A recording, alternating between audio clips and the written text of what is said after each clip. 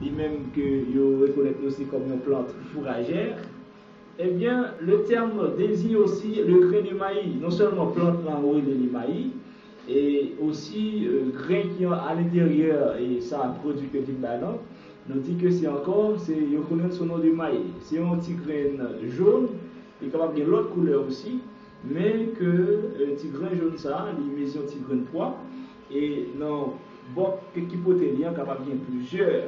Mais en plus, le monde connaît les sous couleur jaune, mais maïs aussi, il y a différentes couleurs. Tout à l'heure, on va parler que, et même si peut-être tout, même si ce jaune-là que tout fait face avec lui, parce que à travers le monde, c'est les mêmes le plus commercialisés, c'est les mêmes tout, et le plus considéré. Mais maïs, il y a maïs qui a l'autre couleur, qui a une couleur rouge, qui a une couleur bleue, et qui a l'autre couleur, et puis avec pigment, et qui fait qu'il y a différentes couleurs. Ça. Mesdames et messieurs, chers auditeurs et auditrices, le maïs que l'on a parlé et nous dit que cette espèce est originaire du Mexique et constituait l'aliment de base des Amérindiens avant l'arrivée en Amérique de Christophe Colomb.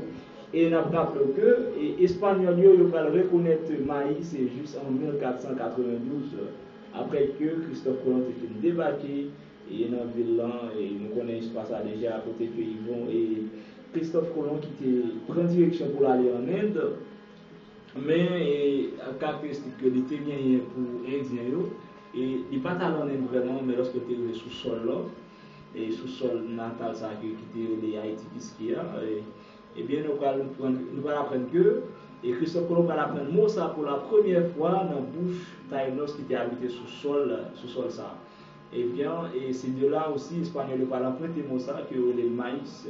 Et en pile, le monde reconnaît son nom de maïs, mais au début, nous disons que c'est Zéa maïs qui est au Zéa maïs qui s'est écrit avec Z-E-A, maïs, qui est M-A-Y-S. Mais de nos jours, avec des modifications que vous avez dit, tel français, vous reconnaissez son nom, maïs.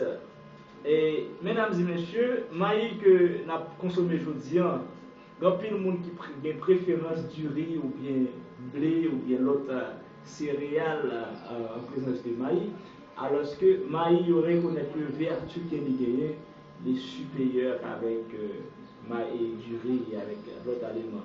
Bon, on va dire qu'on va manger du riz, on va dire qu'on va manger pas du riz, mais seulement on est là pour informer de ça.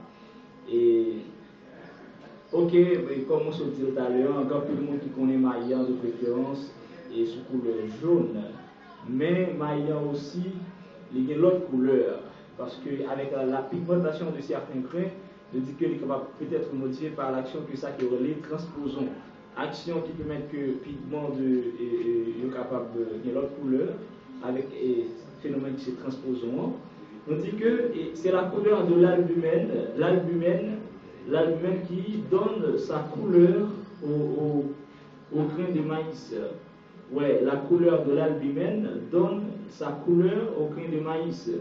Deux types de pigments peuvent colorer l'albumène. Il y a le carotène, donne des grains jaunes. Carotène, il fait que maïs qui a des grains jaunes. Et couleur, ça, c'est les mêmes gens qui sont très répandus à travers le monde long.